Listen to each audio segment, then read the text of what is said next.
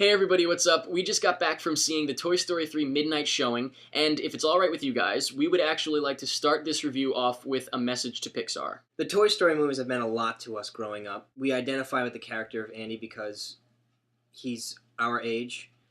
And he aged with us.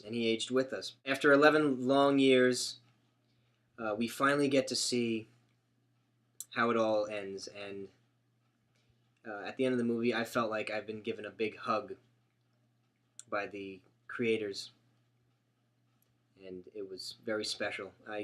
Probably the best hug I've gotten in all my life.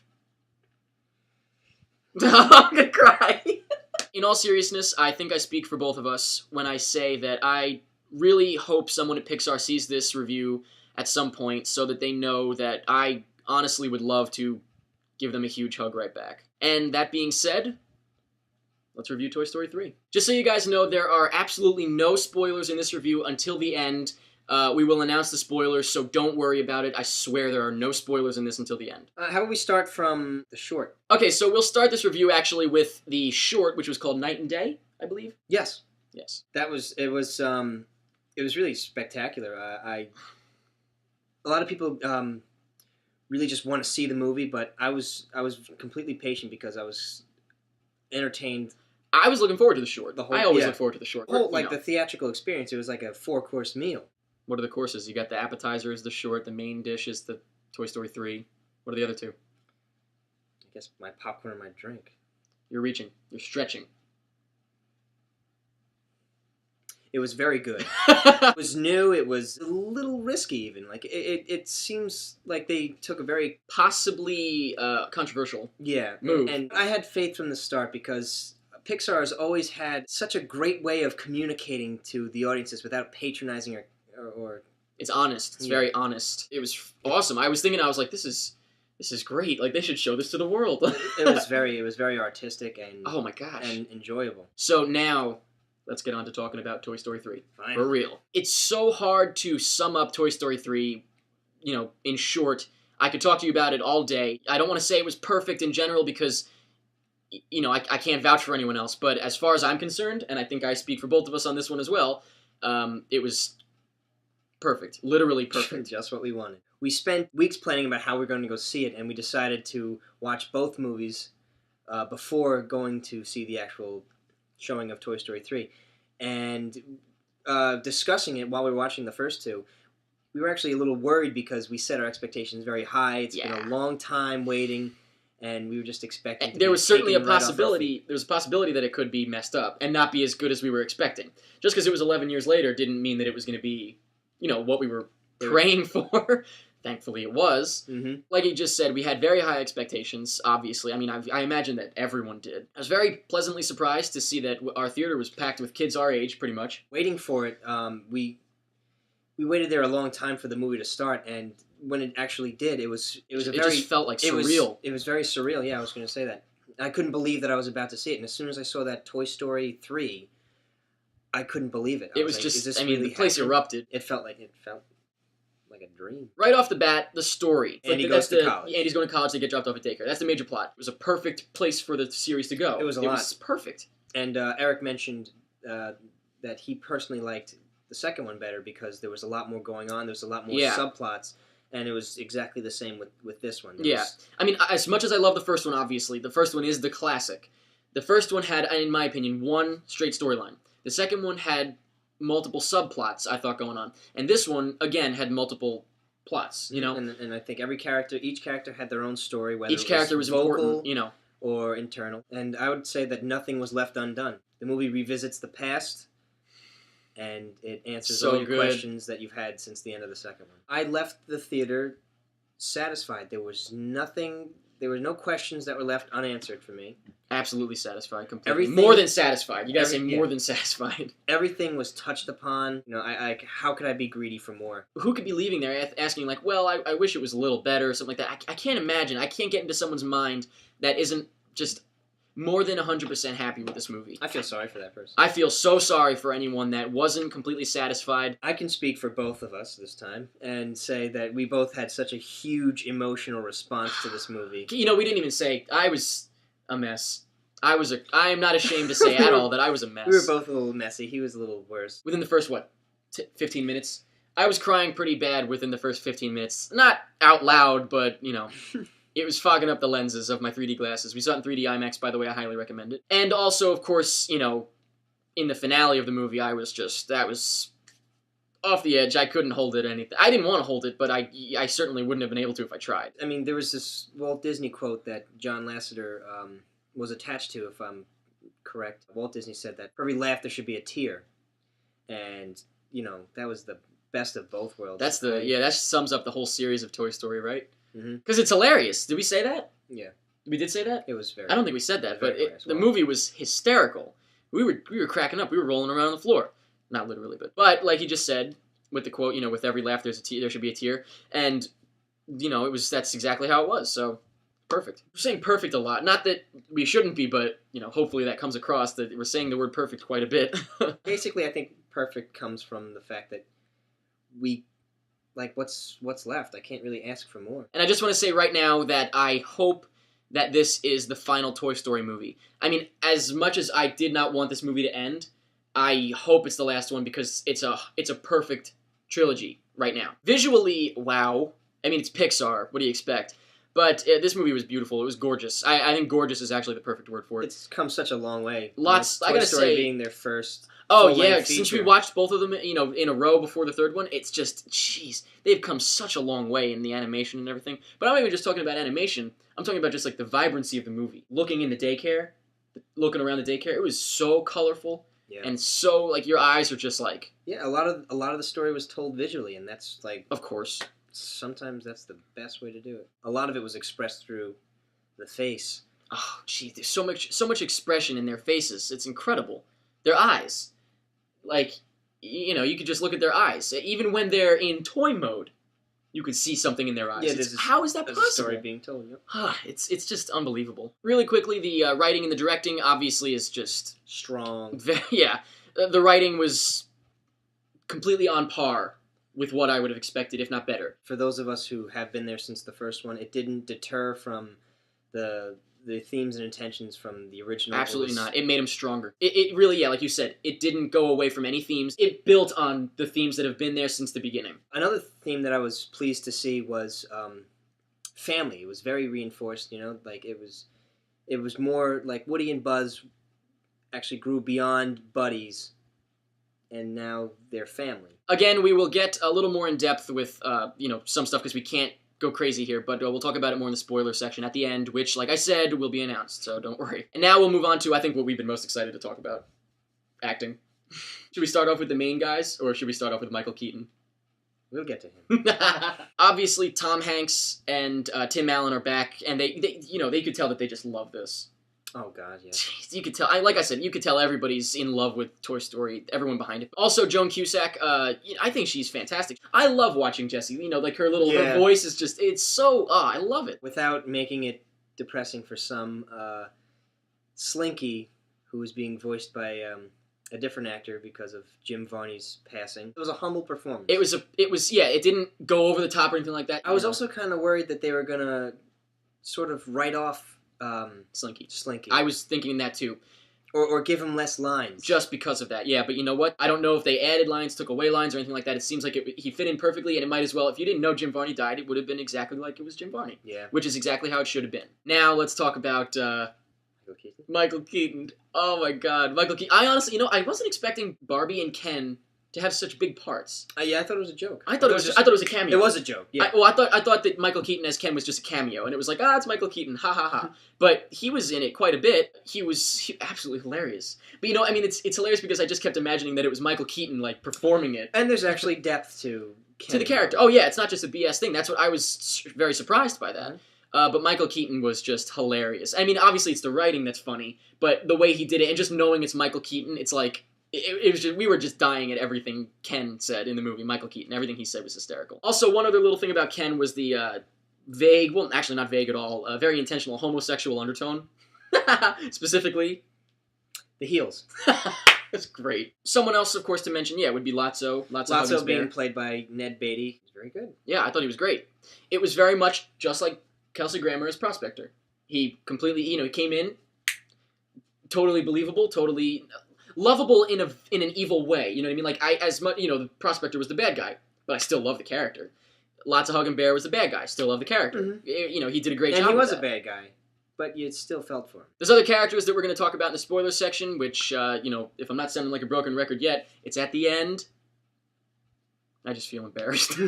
Toy Story 3 is an incredible finale. It's the exact finale that I wanted, and more. Like I said, really, honestly, and more than I could have asked for in a finale to an already incredible series of movies that we grew up with.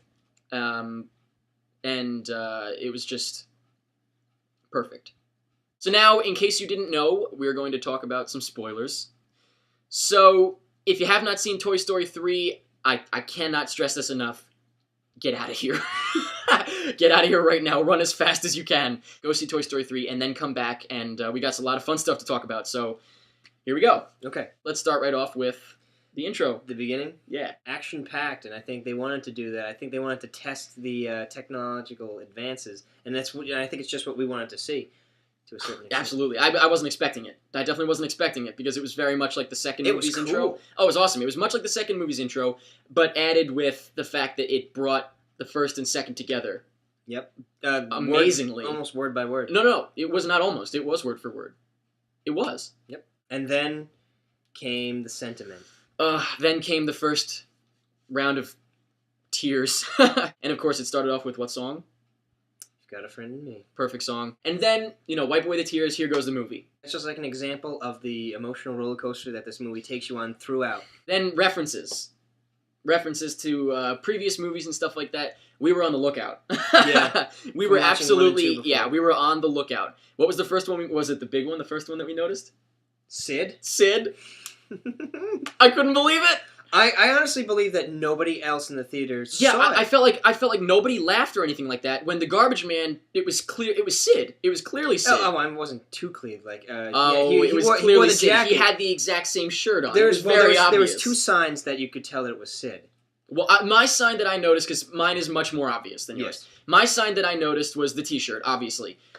His sign Was a tune that he drummed on the mailbox. That he drummed on the mailbox, and then he hummed it in the first one. It went like do do do do do do. He hummed it as he was coming home in the first movie, as he was coming home from Pizza Planet with Woody and Buzz. Yeah, he hummed that little tune. I didn't notice it, I didn't remember it, but he specifically remembered it. So those 2 things, I mean, that's just come on, that's amazing. Pizza Planet truck. Yep. We specifically remembered because we remembered that the back of it said "yo" and all that. So and it was in the second one, just as in the first one. Yep. So that's fantastic that they kept that going. I love that they keep the things in. The ball was in it, of course. I mean, that's in every movie, so that was, of course, in it. The claw was clearly brought back in an amazing way. And another great reference was used during non-Toy Story reference. Non-Toy Story reference was the jail scene. The jail scene from one of my favorite movies, Cool Hand Luke, when Buzz is talking about talking to the inmates, talking to his prisoners about the rules, and if you don't abide by them, you spend a night in the box. And I thought that was cool. Cool Hand.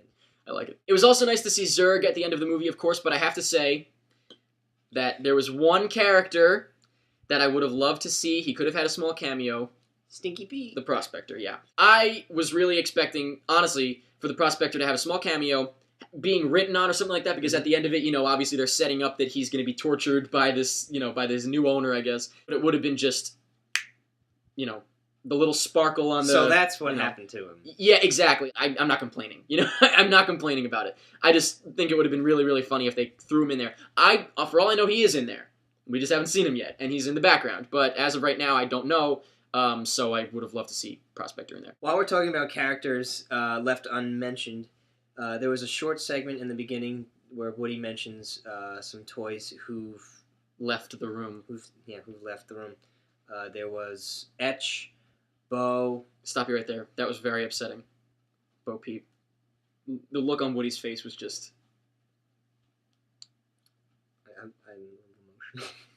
That's insanely intense that Bo Peep was taken at some point or thrown out or something. I can imagine, after a while, a little Bo Peep doll would grow out of that. I think yard sale. Yeah, but I mean, Woody, it's just, you think about it, it's been like years have gone by. Woody hasn't gotten over it. You know, the look on his face was like, she's been gone for how long now? I mean, at what point did Andy grow out of Bo?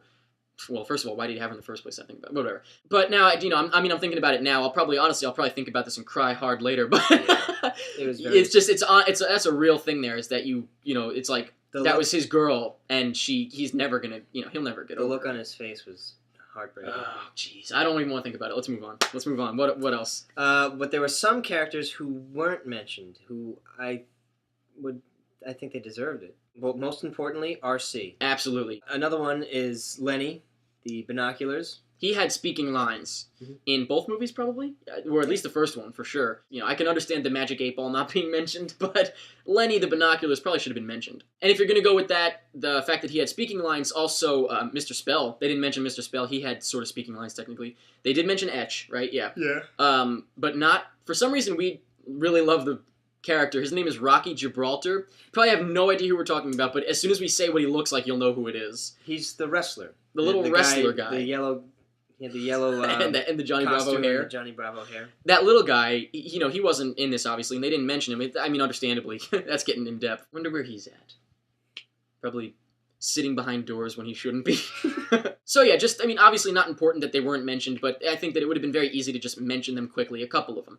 But unimportant, obviously, so it's not a big deal. Moving on to characters that were in the movie, new characters. Like we talked about lots of Huggins Bear, and we talked about Ken. They were fantastic. But also, we have to say the baby. That baby was adorable and horrifying. Yep. Exactly. At different times. And speaking of horrifying characters, the monkey. The monkey, I feel like I'm going to have nightmares. When he was, like, hissing at Woody, that sent chills down my spine. Wide-eyed. Oh my god, that was everyone in the theater. I mean, the girl next to me was, like, crying almost. She was terrified, and it really was scary. It was pretty scary. But the baby was a fantastic character. It's funny because from the poster and from the trailers, you wouldn't think that the baby's going to be a big character. You think it would be a joke. Yep. But the baby was a great big character. That was hilarious. On the swing? Oh my god, on the swing. That was just that was so I'm really excited to see this movie again. Thinking about it is making me so excited. Also quickly, the toys in Bonnie's room, the new toys that were introduced, those were very funny. And I was actually wishing that they'd have more time. You know, from the trailers you would have thought that they'd have more time on screen, but no. But the thespian one, that was hilarious. And of course the Triceratops. Yeah, you specifically going in said you wanted to see the Triceratops for whatever reason. But yeah, I like the Triceratops too. So every new addition was great. Getting back to the story, it's getting closer to the end of the movie now. I expected an emotional response.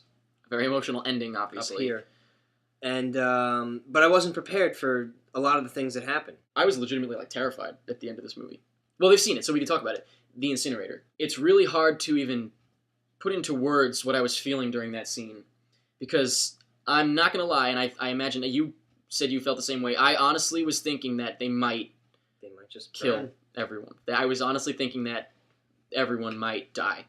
So you can imagine. I mean, saying that I was crying at that point is just obvious. But I really was not sure if the toys were going to make it out of this, which is unbelievable, because in the other movies you're like, oh, of course they're going to make it out of this. Yeah, and you know, like the filmmakers, they have so much power over some of us. Mm-hmm.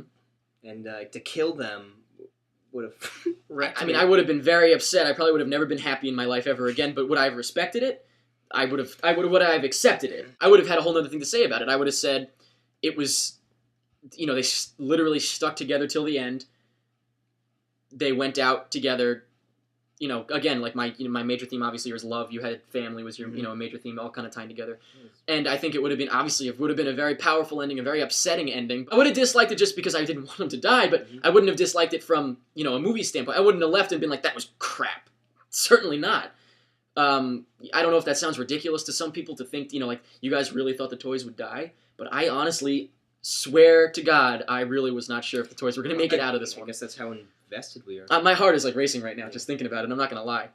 Jesus. I think it goes without saying that was just an incredible, incredible scene, and my heart is still racing. It's kind of hard to talk. Yeah, God, I feel pathetic. Very dramatic. But thankfully, they were saved from the incinerator. Did you hear like the music cue when you see the claw? It was like, like, oh my God, that whole scene was just. There's no words to explain like that scene. Like the whole thing was out of control. He couldn't believe that the bear didn't press the button. I was threatening the bear from my seat. Yeah, he was like, you pushed that button. I swear to God, you pushed that button. That gives you the chance to see how much a better person Woody how much of a hero he really is. He really is. And that's what's so great about they're toys. They're toys of heroes, like a cowboy and a space ranger. Cadet, yeah. And they really are. They really are as heroes, as heroic as they're supposed to be. Mm-hmm. And that's just great. Like, you can actually look up to these characters, even though they're plastic or stuff. They're not plastic to me, Paul. Yep. Let's move on from that to the big finale that, of course, had to come. You didn't know how it was going to end. Like, how could they possibly be, like, a good ending? Like, Andy can't play with toys. He's not going to play with toys for... Yeah, exactly. Like, you're not going to take him to college with him. They're going to go in the attic somewhere where they're going to go back to the daycare. I don't want to see Woody separated from Buzz. The guys, yeah. I mean, I was thinking that was going to happen, and I was like, this is terrible. And I didn't want to see them in the attic either. Nah. So, like, what could be done? And then Woody... What did he write on the note? He wrote the girl's address, I guess? I love the fact that they didn't show... I love the fact that they didn't show the note. When he was getting his car, though, do you think he thought something somehow? I think that it kind of seemed that way. I thought, honestly, I thought I saw... There was, like, life in Woody's eyes when he was looking at him at the end. Like, you remember I said to you, I actually said to you, I was like, look at the eyes. And it was like, I think it was almost like they dilated slightly in the sun. And I was like, did I just see that, or am I going crazy? I could be going crazy, I don't know. But, I mean, there's like a kinetic thing. Andy knows. He's got to know. Clearly, we are very emotionally attached to the Toy Story series, as well as all the toys. So when he reintroduced all the toys to the girl, Bonnie, that was just like, that was... I knew there was something to that character, because she was, I don't know, she was very sweet. And oh yeah, she was adorable. She was very much like Boo and Monsters Inc. adorable. You know what I mean? Like, they have the adorable girl down. Pixar's got it perfect. And Woody seemed happy after he was with Bonnie for that one day. Yeah, because he was getting played with. You know what I just realized that we didn't really think about at the beginning was the one line that like immediately set the tears off was Rex. He held me. God, how many years have they been in the toy chest? And when he's on the phone, and he's like, hello, and yeah, it looked like Woody wanted to say something. Oh my God, it's tough because I really could talk about this all day. I really could, like, just discuss this all day. But we really need to wrap this review up. In summary, we're both extremely proud of the years that we've been committed to this story. I can honestly say that it's going to be one of my most memorable movie-going experiences. Although we've said it obviously many, many times, probably overkill at this point, it stands to say one more time, Toy Story 3 was, as far as we're concerned, our perfect movie. Perfect finish to the Toy Story series. And again, Pixar, thank you from the bottom of my heart for giving us this great emotional ride that's lasted 15 years. And it's been important to me. And thank you once again for making us feel important.